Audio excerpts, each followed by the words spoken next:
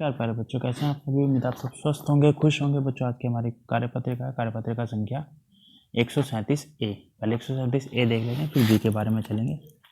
हिंदी की कार्यपत्रिका कक्षा 4 के लिए यहाँ पर सेक्शन आएगा आपका। तारीख है आज की। पाठ्य पुस्तक का नाम रिमझिम और पाठ आज नहीं है, आज पुनरावृत्ति है। अभी तक जो हमने किया उसकी पुनरावृत्ति करेंगे आज। विद्यार्थी यानी आपका नाम यहाँ पर, आपके टीचर का नाम आएगा यहाँ पर। बच्चों, हमने पाठ मुफ्ती मुफ्त में भीखू भाई की कहानी पढ़ी तथा पाठ से संबंधित कार्यपत्रिकाओं से बहुत सारी नई बातें भी सीखे। आइए आगे बढ़ने से पहले उन्हें दोहरा लेते हैं, ऐसा ना आपको कुछ पता ही ना हो। प्रश्न एक, निम्नलिखित प्रश्न के उत्तर के लिए दिए गए विकल्पों में से सही विकल्प चुनकर सही का निशान लगाना है। क, समस्या शब्द का अर्थ क्या होता है? समस्या का क्या अर्थ होगा बच्चों? परेशानी। निम्नलिखित शब्दों में से भीखू भाई की विशेषता कौन सी थी? कामचोर, खर्चीला, कंजूस या दानी?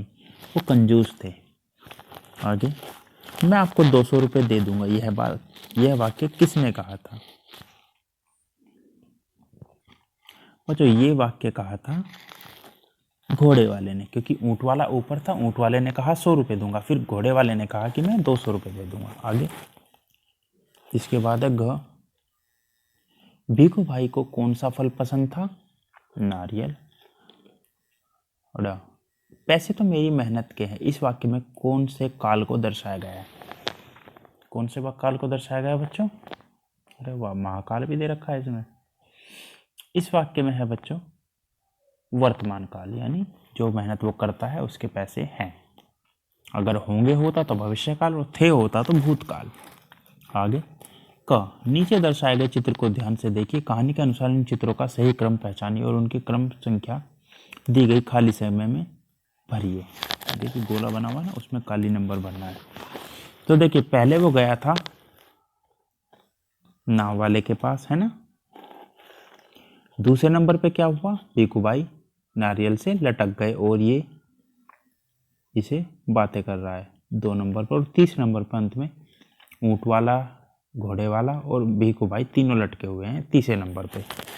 आगे, अब इस कहानी को अपने शब्दों में लिखिए, वैसे पढ़कर अपने परिवार के सदस्यों को भी सुनाइए। ये काम आपको अपने आप करना है। यानी अभी तक आपने कहानी पढ़ तो ली होगी, तो उसे थोड़ी सी में 5-10 लाइन में पूरी कहानी का सार लिखना है कि क्या क्या हुआ था कहानी में, और अपने परिवार के सदस्यों को सुनाइए। तीसरा, कोष्टक में लिखे गए क्रिया शब्दों का भविष्य काल रूप लिखकर वाक्यों को पूरा कीजिए। भीखू भाई कल मंडी जाना, अगर भविष्य काल है तो जाएंगे।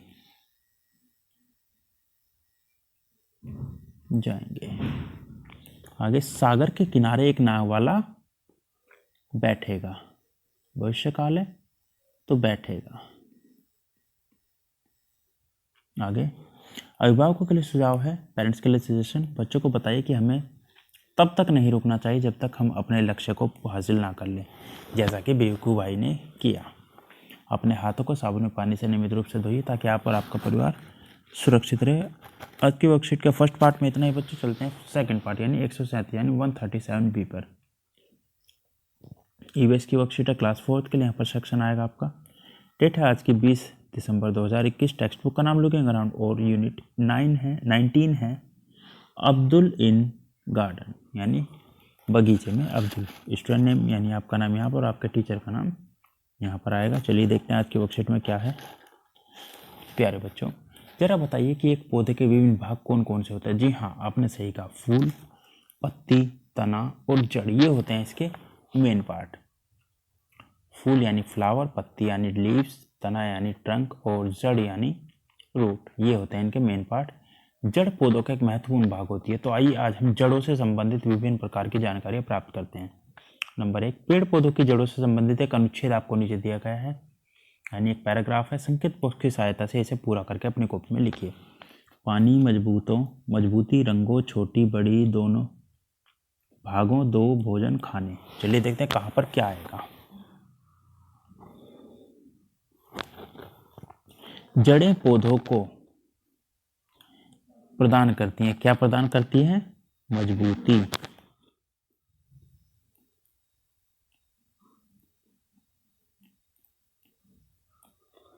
ये जमीन से सोख कर उसे क्या सोख कर? पानी सोख कर उसे पौधे के अन्य कहाँ तक पहुंचाती है? भागों तक।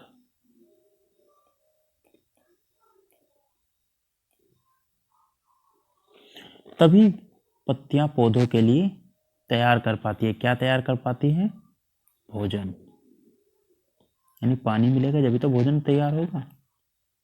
जड़ें विभिन्न आकार की होती हैं। कौन कौन सी होती हैं बच्चों? छोटी, बड़ी। तो पहले में लिख देंगे छोटी, और कुछ बड़ी भी होती हैं। जड़ें विभिन्न किसकी होती हैं? रंगों की भी होती हैं। अलग अलग रंग की होती हैं, कुछ लाल, कुछ सफेद, कुछ भूरे रंग की। कुछ पौधों की जड़ें योग्य होती हैं, खाने योग्य। आपने शकरकंदी खाई है कभी? शकरकंदी भी खाने योग्य ही होती है। शकरकंदी भी एक तरह की जड़ी होती है, तो इतनी अच्छी हो जाती है कि वो खाने लायक हो जाती है। जड़ें कितने प्रकार की होती हैं? 2 प्रकार की। और वो 2 प्रकार कौन कौन सी हैं? मूसला जड़ें और रेशेदार जड़ें। मूसला जड़ें जो होती हैं बच्चों, वो सीधी जमीन में नीचे की तरफ जाती है, और रेशेदार जड़ें वो चारों तरफ फैल जाती हैं। बच्चों, पौधों की जड़ें 2 प्रकार की होती है, मूसला जड़ यानी टैप रूट, और रेशेदार जड़ यानी फिब्रस रूट। मूसला जड़ एक मुख्य जड़ से बनी होती है जो तने की नींव से उगती है। इसी मुख्य जड़ से बहुत सी शाखाएं निकलती हैं।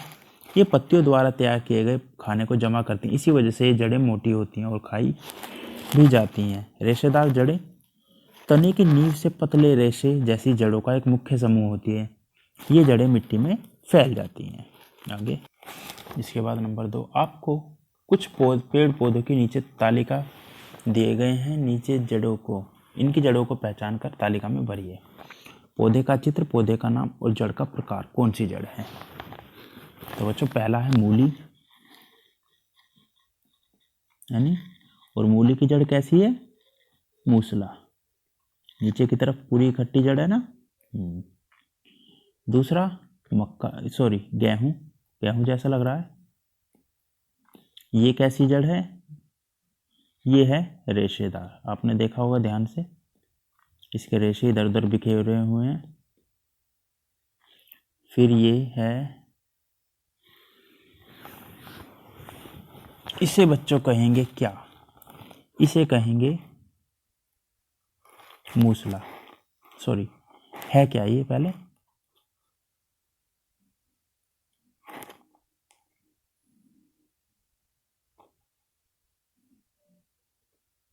शलजम जैसा लग रहा है ये। नहीं, शलजम नहीं, ये कुछ और है। ये शकरकंदी, शकरकंद। और ये कैसी जड़ है? मूसला। ये रेशेदार है। बरगद या पीपल मान सकते, चलिए बरगद मान लेते हैं इसे। और जड़ कैसी है? रेशेदार।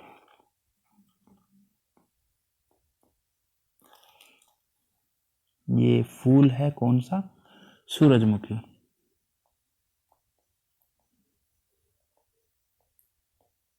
ये इसका है बच्चों। और ये कौन सी है? ये भी रेशेदार है। सिर्फ रेशे लिख देते हैं, पूरा आप लिख लीजिएगा। ये है शलजम। और इसकी जड़ कैसी है? मूसला।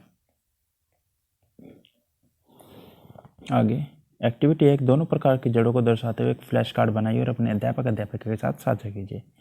और अंत में बच्चों के साथ अभिभावकों के लिए सुझाव है, बच्चों के साथ अलग अलग पेड़ों की विशेषताओं पर चर्चा कीजिए। और अंत में कोरोना से बचने के लिए, सुरक्षित रहने के लिए सार्वजनिक जगह पर जाते समय ध्यान रखें कि उचित दूरी बनाए रखें, ताकि आप और आपका परिवार सुरक्षित रहे। आज के वर्कशीट में बच्चों इतने ही मिलते हैं अगली वर्कशीट में नई वीडियो के साथ। तब तक अपना ध्यान रखिएगा। धन्यवाद। Thank you.